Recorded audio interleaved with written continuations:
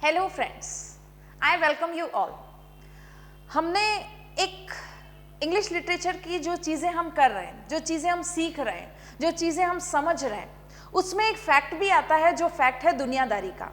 क्या वो फैक्ट है? देखिए, एक स्टूडेंट्स होते हैं जो कि बहुत ज़्यादा हार्डवर्क करते हैं, they are very hard working और वो हमेशा कॉम्पिटिटिव एग्जाम की तैयारी करते हैं।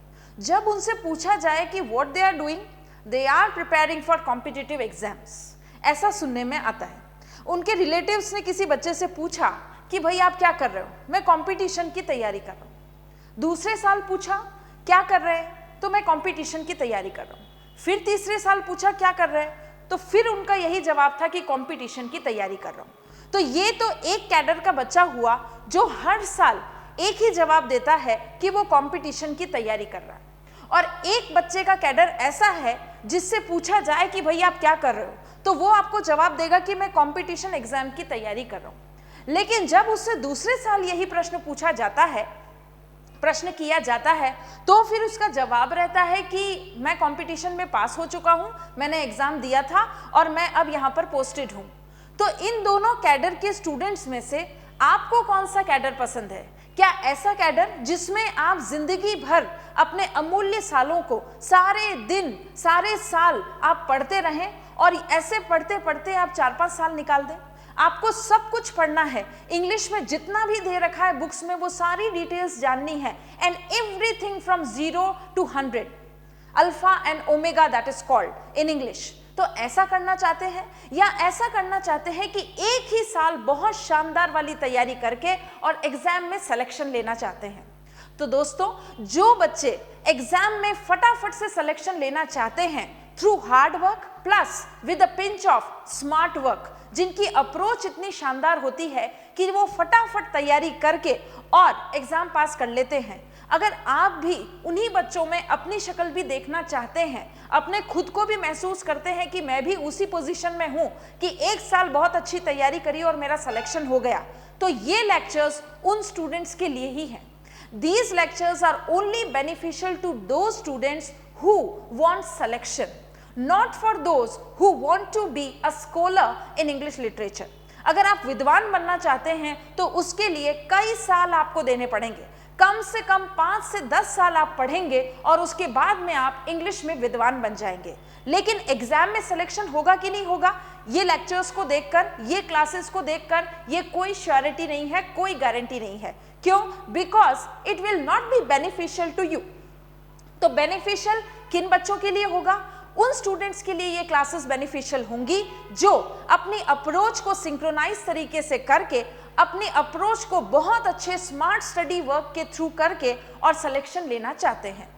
तो प्लीज़ मेरी ये रिक्वेस्ट है आपसे कि आप जो मुझे कमेंट्स में मुझे एक स्टूडेंट ने पूछा कि why not you are going for the detail procedures, मैं डिटेल प्रोसीजर में जा सकती हूँ, लेकिन यहाँ पर आपको ये फिल्टर्ड मटेरियल, ये एक्सक्लूसिव कंटेंट क्यों प्रोवाइड किया जा रहा है? In order to cross your exams and not to become scholar. अगर आपको विद्वान बनना है तो उसकी भी क्लासेस मेरे पास हैं और उसमें हम 5 से 10 साल आराम से साथ में पढ़ेंगे और इंग्लिश लिटरेचर में आप विद्वान बन जाएंगे। लेकिन यहाँ पर ये लेक्चर्स एक्सक्लूसिवली, मैं डायरेक्टली आपसे कह रही हूँ कि एक्सक्लूसिवली उन्हीं बच्चों के लिए है जिनको एग्जाम पास करना है, क्योंकि मैं बहुत मेहनत करके वो चीज़ें आपके सामने ला रही हूँ जिससे आप एग्जाम में सिलेक्शन दे पाए। अदरवाइज विद्वान बनने का क्राइटेरिया बिल्कुल अलग है। तो चलिए स्टार्ट करते हैं आज से हमारे टॉपिक से, जो कि बहुत ही इंपॉर्टेंट होने वाला है। क्यों? क्योंकि इसके लिए मैं आपके लिए पेपर्स भी लाई हूँ। जो आपके पुराने यूपी टीजीटी के पेपर्स हैं उसमें से एक सैंपल पेपर आज मैं लेके आई हूँ, ताकि हमें थोड़ा सा अंदाजा हो कि ये जो क्लासेस चल रही हैं इसमें कितने ऑनेस्ट एफर्ट्स आपको दिए जा रहे हैं। तो देखते हैं वो पेपर कौन सा है।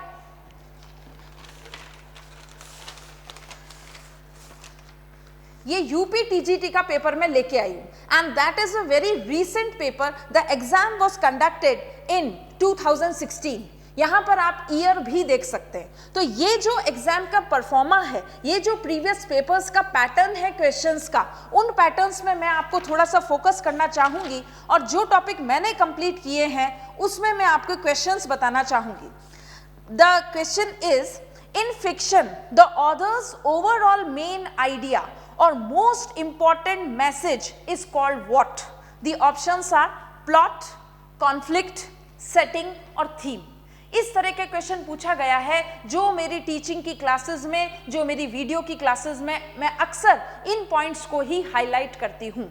The other question is a story that ends with a happy resolution of conflicts faced by the main characters is called tragedy, farce, satire और comedy.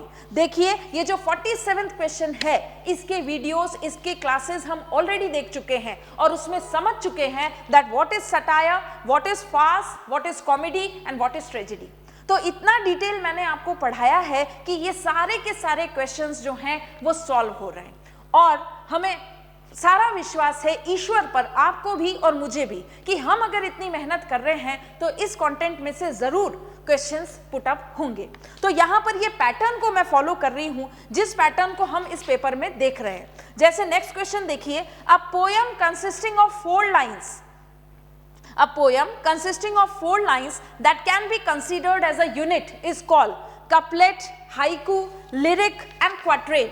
अब यहाँ पर मैंने ये क्वाट्रेन वाले जो ऑप्शन इसमें दिया हुआ है इसको डायग्रामेटिक स्ट्रक्चर से अपनी वीडियो क्लासेस में आपको बताया है. When we were discussing figures of speech, when we were discussing forms of literature, when we were discussing sonnet. तो यहाँ पर क्वाट्रेन की जब भी बात आती है आपके दिमाग में आ जाना चाहिए कि कौन सी स्टेंजा की बात हो रही है. टर्सेट की जब बात आती है तो आपके दिमाग में आ जाना चाहिए कि कौन से स्टेंजा की बात हो रही है. तो यहाँ पर ये सभी क्वेश्चंस जो हैं ये मेरे पढ़ाए हुए हैं और ये सारे पढ़ाए हुए क्वेश्चंस जो हैं यही आए हैं. और इनफैक्ट ये तो चलिए आप कह दीजिए कि प्रीवियस ईयर्स का पेपर हो उसमें से देख के मैडम ने पढ़ा दिया होगा, लेकिन मैं आपके लिए इतनी ईमानदारी से तैयारी कर रही हूँ और अपेक्षा करती हूँ कि आप भी इतनी ईमानदारी से मेरी क्लासेस को ऑब्जर्व कर रहे होंगे, नोट्स बना रहे होंगे. तो हमें पूरा विश्वास है कि आगे आने वाला आपका जो पेपर कंडक्ट होने वाला है यूपी टीजीटी के लिए, उसमें भी आप क्वेश्चंस देखकर आपको मजा आ जाएगा, क्योंकि उनके लिए आपको ऑप्शंस देखने की जरूरत ही नहीं होगी. आपके पास ऑलरेडी आपका आंसर होगा, बस उस ऑप्शन में से उस आंसर को ढूंढना है और ओएमआर शीट में कवर अप करना है. तो ये परफॉर्मा मैं आपके लिए इसलिए लाई हूं in order to make sure that whatever efforts we are putting in that is absolutely correct. ठीक है, तो आप जो भी पढ़ें ईमानदारी से पढ़ें, मेहनत करें. There is no shortcut for success. And finally, if you are observing these classes, do prepare your own notes. In classes से अपने नोट्स तैयार करें. हालांकि मैं आपको पीडीएफ लास्ट में प्रोवाइड कर दूंगी, लेकिन आपके लिखे हुए जो नोट्स हैं वो आपको ज़्यादा याद रहेंगे, क्योंकि नोट्स का एक क्राइटेरिया होता है कि जो उसे लिखता है, जिसने वो पांडुलिपि बनाई है, वही उसे समझ सकता है. अदरवाइज जो स्टूडेंट्स क्रेविंग करते हैं कि we want notes of some teacher और दिस लेक्चर और दिस एंड दैट, वो बिल्कुल मेरे नज़रिए में बेकार है, क्योंकि नोट्स वही पढ़ सकता है जिसने उसे बनाया है. अदरवाइज दूसरे के लिए ये कोई काम का नहीं होता. तो नोट्स आप खुद अपने प्रिपेयर करें, ये क्लासेस को ध्यान से समझें, समझने के बाद दूसरी बार वापस रिवाइज करें इन क्लासेस को और दूसरी बार के टाइम में आपको ये नोट्स बना लें. थर्ड टाइम फिर आप इस क्लास को देखेंगे और तब आपको सारी चीजें याद हो चुकी होगी. तो हम डिस्कस कर रहे थे हमारे वेरी इंपॉर्टेंट टॉपिक का, that is the longest play. देखिए याद रखना है आपको, the longest play of Shakespeare is Hamlet. सबसे वेरी फर्स्ट पॉइंट आपको इस बात में याद रखना है जो कि आपसे पूछा जा सकता है एज अ फैक्ट. क्या फैक्ट? कि लॉन्गेस्ट प्ले शेक्सपियर का जो लॉन्गेस्ट प्ले है वो कौन सा है. तो शेक्सपियर का लॉन्गेस्ट प्ले जो है वो कौन सा है? हैमलेट है. अब हैमलेट से रिलेटेड हमारा जो क्राइटेरिया है पढ़ने का वो वही रहेगा. क्यों वही रहेगा? क्योंकि फिर से देखिए जो क्वेश्चंस आए हैं 2016 में और उससे पहले भी जो भी क्वेश्चंस आए हैं वो भी मैं पेपर्स आपके सामने लेके आऊंगी. देखिए हमने कोटेशंस वाला टॉपिक कर चुके हैं हम, और कोटेशंस के ये वाली क्लास हैमलेट की हो चुकी है. इसमें मैंने अपनी क्लासेस रिकॉर्ड करवा दी है, आई मीन टू से, और बहुत जल्दी आपको उसका सीक्वल मिल जाएगा. उसमें मैंने बताया है frailty Dai name is women, और यही लाइन पूछी गई है, frailty Dai name is women is taken from which drama. तो यहाँ पर ऑप्शंस दे रखे हैं, Julius Caesar, Hamlet, Othello and King Lear. तो यहाँ पर ये लाइन पढ़ते ही सिर्फ आपको क्या बताना है, उस ड्रामा का नाम बताना है। तो इस तरह से हम देख रहे हैं कि पेपर का पैटर्न कैसा है। जो पेपर का पैटर्न है उसमें सिर्फ और सिर्फ आपसे कोटेशंस पूछी जा रही हैं, उसमें सिर्फ और सिर्फ कुछ स्पेसिफिक फैक्ट्स पूछे जा रहे हैं। और आप ये क्लास और लेक्चर्स और वीडियोस जो देख रहे हैं, ये क्या सर्च करने के लिए देख रहे हैं? यही तो कि क्या आपके एग्जाम में काम आ सकता है, क्योंकि खुद आप बुक्स के भ्रमर जाल में फंस जाते हैं और आपको समझ में ही नहीं आता है कि क्या पढ़ना है और क्या नहीं पढ़ना है। तो हम हैं आपके साथ आचार्य क्लासेस, जो आपको गाइड करेगी, जो आपको बिल्कुल ईमानदारी से इंडिकेट करेगी कि आपको क्या क्या चीजें पढ़नी है और क्या स्किप करनी है। राइट तो हमारा ड्रामा में फोकस किस पे रहेगा, मैं पहले भी बता चुकी हूं। एक पॉइंट तो ये कि सारी कोटेशंस जो इंपॉर्टेंट है वो हमें आनी चाहिए। किसने किससे कही है ये कोटेशंस, ये आज तक आपसे पेपर में कभी नहीं पूछा गया है, लेकिन फिर भी थोड़ा बहुत आइडिया, एक रफ आइडिया हमें होना चाहिए कि ये कोटेशंस में कौन से कैरेक्टर्स बात कर रहे हैं और इस कोटेशन का मतलब क्या है। बस आप इतना जान लेंगे और इतना तो आपको याद होना चाहिए कि ये कोटेशन कौन से ड्रामा से ली गई है। कल ही जैसे मैंने बात की थी अपनी क्लास में कि आपसे अगर विलियम शेक्सपियर से कोई क्वेश्चन पुट अप हुआ तो वो उसकी स्पेशलिटी पे ही होगा।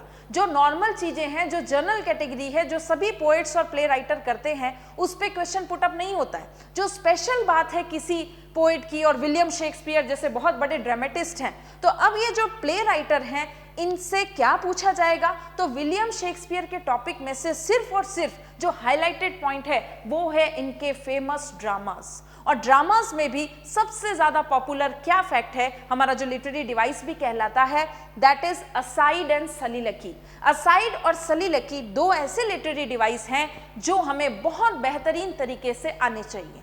और विलियम शेक्सपियर के ड्रामाज में ये कहाँ पे सॉलिलकीज आई हैं, कहाँ पे असाइड आया है, इसकी क्या सिग्निफिकेंस है और क्या इसके वैल्यू है, वो हमें जाननी ज़रूरी है। और उसके बाद में आप उसको फिल्टर कर लेंगे, आप उन कोटेशंस को याद कर लेंगे कि ये कोटेशंस इस ड्रामा से लिया गया है। That's it. और वो शॉर्ट स्टोरी मैं आपको बता ही रही हूँ कि हर ड्रामा की हमको एक शॉर्ट स्टोरी आनी चाहिए, उससे रिलेटेड रफ आइडिया होना चाहिए, कैरेक्टर्स के नाम पता होने चाहिए। हालांकि आपसे कभी नहीं पूछा जाएगा, लेकिन आइडिया तो होना चाहिए। लेकिन आपसे पूछा क्या जाएगा, कोटेशंस। आपसे पूछा क्या जाएगा, फॉर्म्स ऑफ लिटरेचर।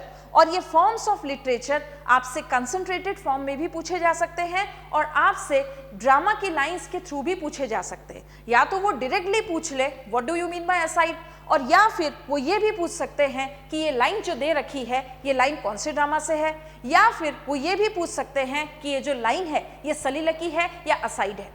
तो इस तरह से कुछ प्रोमिनेंट पॉइंट्स हैं, उन्हीं को हमें डिस्कस करना है। अगर आप इस सर्च में हैं कि सारा डिटेल बताया जाए, सब कुछ बता दिया जाए, तो फिर आई एम सॉरी टू से ये वीडियो लेक्चर्स आपके लिए नहीं है। उन्हीं बच्चों के लिए बेनिफिशियल है जो बहुत एक्सक्लूसिव कंटेंट पढ़ना चाहते हैं, समझना चाहते हैं और एग्जाम में सिलेक्शन देना चाहते हैं। राइट तो ये बात मेरी पूरी हुई। उसके बाद कुछ इंपॉर्टेंट सेक्शंस हम देखेंगे, इंपॉर्टेंट पॉइंट्स देखेंगे। किससे रिलेटेड, हैमलेट से रिलेटेड। हैमलेट से रिलेटेड 5 से 10 पॉइंट आपको एक्स्ट्रा तैयार करके रखने हैं, क्योंकि उसमें से प्रोबेबिलिटी बनती है कि शायद क्वेश्चन आ जाए। तो वेरी फर्स्ट पॉइंट हम देखते हैं और शुरुआत करते हैं एक बहुत ही अच्छे बेहतरीन ड्रामा की, जो कि विलियम शेक्सपियर द्वारा लिखा गया है, and the name of that drama is Hamlet. तो हैमलेट से रिलेटेड कुछ इंपॉर्टेंट पॉइंट्स हमें आने चाहिए। क्या है वो important points? So just have a look on those important points. The very first point जो हैमलेट में आता है, जो आपको याद रखना है, जो आपके नोट्स में होना चाहिए, that is it is the longest play. Longest play of Shakespeare is Hamlet. First point is this. ये पॉइंट आपको याद होना चाहिए। इसकी सेटिंग कहाँ है, ये जो प्ले है ये कहाँ पर, इसकी जो सेटिंग है, जो प्लेस है, वो कहाँ बताई गई है, तो इसकी सेटिंग जो है वो डेनमार्क में है। फिर आपसे पूछा जा सकता है, आप ध्यान में रख लीजिएगा कि जो कासल है, ठीक है, जो राजमहल है जहां पर ये सारी घटना घटित होती है, उस राजमहल का नाम क्या है? So the castle name is Elsinore. The castle name is Elsinore. ये इस कासल का नाम है जहां पर ये पूरा ड्रामा जो है वो प्ले किया जाता है। राजमहल का नाम एल्सिनोर। नेक्स्ट पॉइंट देखें। लॉन्गेस्ट प्ले हो गया, राजमहल का नाम हो गया, सेट इन डेनमार्क हो गया। फिर इसका जॉनरा क्या है, जो शेक्सपियर है वो उसकी जो स्टाइल है लिखने की, तो ये स्टाइल कौन सी है, तो it is called Shakespearean, it is called Shakespearean tragedy. ठीक है, और उस शेक्सपियरन ट्रेजेडी में भी कौन सी ट्रेजेडी है ये, तो वो आपको पता होनी चाहिए कि हेमलेट की जो ट्रेजेडी अभी हम स्टार्ट करने वाले हैं वो कौन सी ट्रेजेडी है, that is basically revenge tragedy. ठीक है, तो ये 3 पॉइंट्स बहुत इजी थे, आपको अभी याद हो गए होंगे कि रिवेंज ट्रेजेडी है, कासल कौन सा है, एल्सिनोर है, बाकी ये सेटिंग कहाँ पर की गई है, डेनमार्क में की गई है, ये कैसा प्ले है शेक्सपियर का, तो लॉन्गेस्ट प्ले है।